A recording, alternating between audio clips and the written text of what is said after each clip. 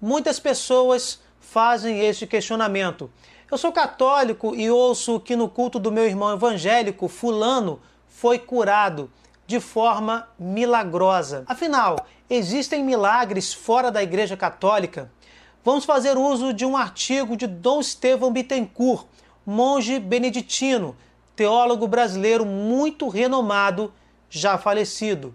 Ele explica que o milagre propriamente dito é um fenômeno estranho ao curso natural das coisas, fenômeno que Deus produz como sinal da sua presença e ação neste mundo.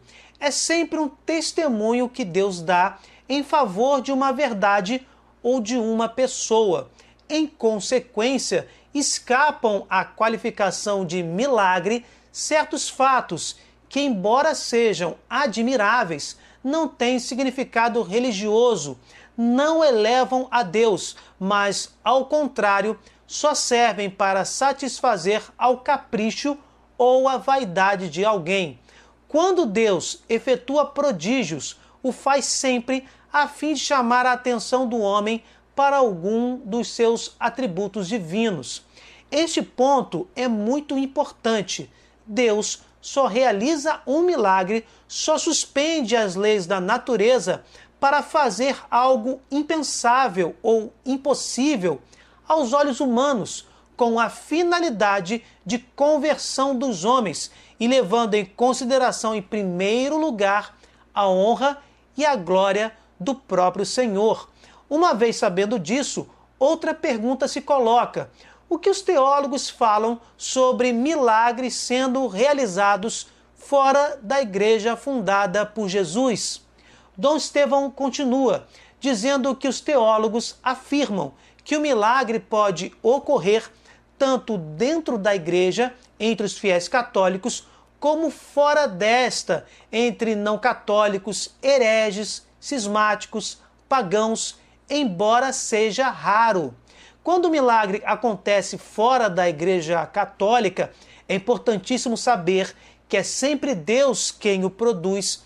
O seu testemunho não redunda em abono dos erros do paganismo ou da heresia, mas em favor da verdade. Verdade que em plenitude é possuída pela Igreja Católica. O milagre produzido fora desta adquire assim um valor construtivo, é sinal da autêntica revelação e tende a levar à única Igreja de Cristo. Em outras palavras, o milagre realizado por Deus fora da Igreja não confirma que tal denominação pagã ou não católica é legítima, mas sim tem a finalidade precisa de levar as pessoas envolvidas para a Igreja do Senhor. Dom Estevão cita São Tomás de Aquino. Deus pode realizar um milagre para confirmar simplesmente uma verdade da religião natural, ou seja, uma verdade religiosa que o homem, por sua inteligência natural, reconhece, ou para atestar o valor da virtude praticada sinceramente por quem de boa fé vive fora do catolicismo. Um caso narrado por Santo Agostinho ilustra bem esta situação.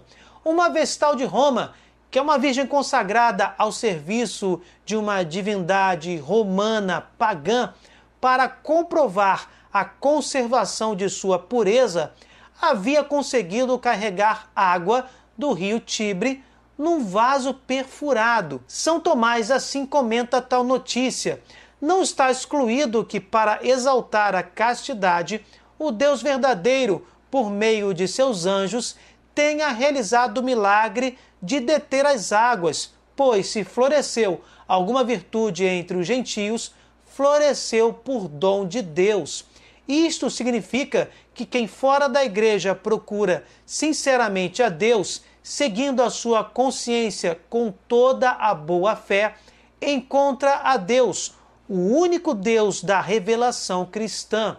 Em outras palavras, Deus é soberano e, caso julgue oportuno, pode, por meio de um milagre, dar testemunho público das sinceras disposições de um servo que procura sinceramente a Deus, mas não é visivelmente membro de sua igreja, embora o seja de maneira invisível.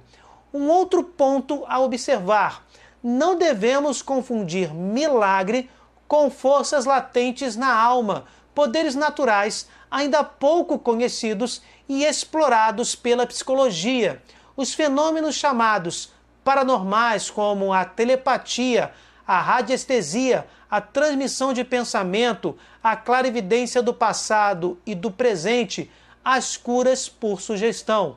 Sobre estes fenômenos, que inclusive são confundidos com mediunidade, temos um vídeo sobre o assunto, link na descrição.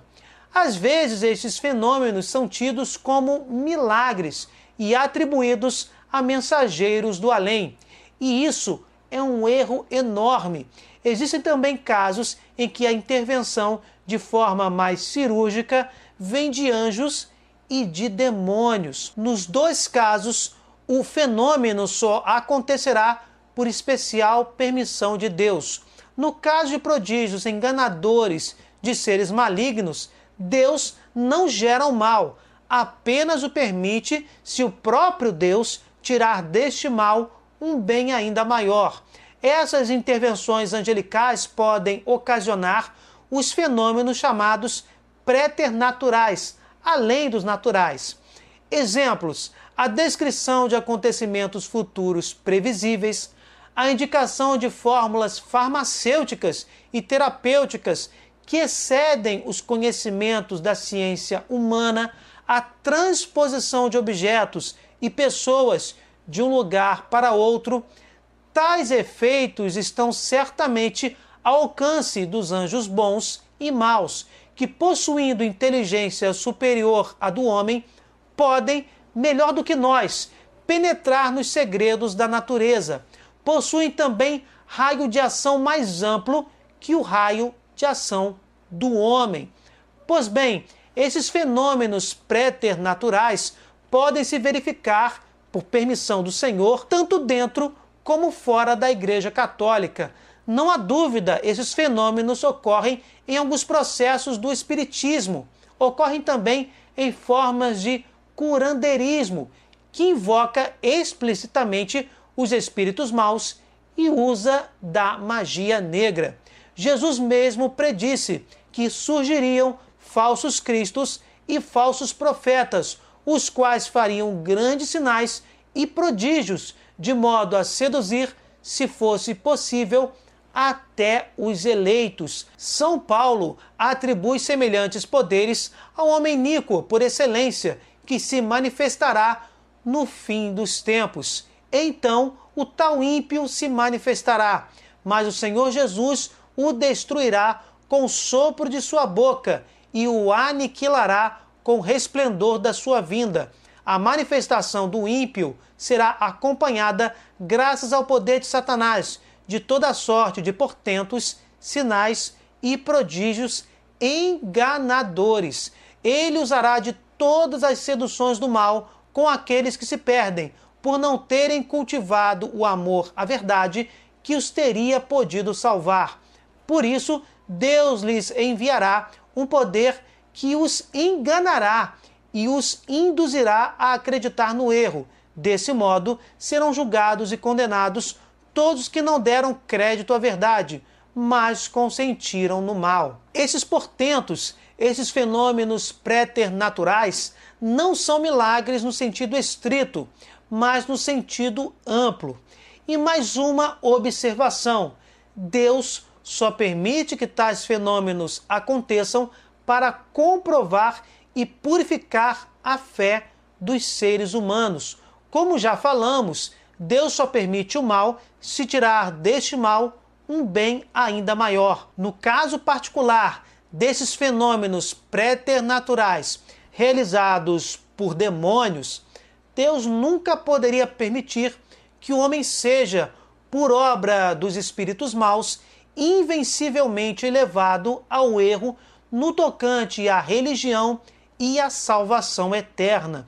Entre os principais critérios de discernimento enumeram-se os seguintes: Os prodígios realizados pelo demônio são geralmente cercados de ritos e práticas supersticiosas, fórmulas e receitas evocadoras. O conteúdo das respectivas mensagens não leva a Deus ou a Cristo. A procura de tais portentos deixa geralmente a pessoa perturbada, inquieta. Ao contrário, os prodígios realizados por Deus, os milagres, e os prodígios realizados pelos anjos bons são geralmente imprevistos, acontecem sem evocação nem provocação alguma, sem ostentação, como os ocorridos nas aparições marianas em Fátima, em Lourdes, em La Salette e etc. Pelos frutos podemos conhecer a árvore. É bíblico. Por fim, uma última palavra registrada no Catecismo da Igreja Católica. Além disso, existem fora das fronteiras visíveis da Igreja Católica muitos elementos de santificação e de verdade.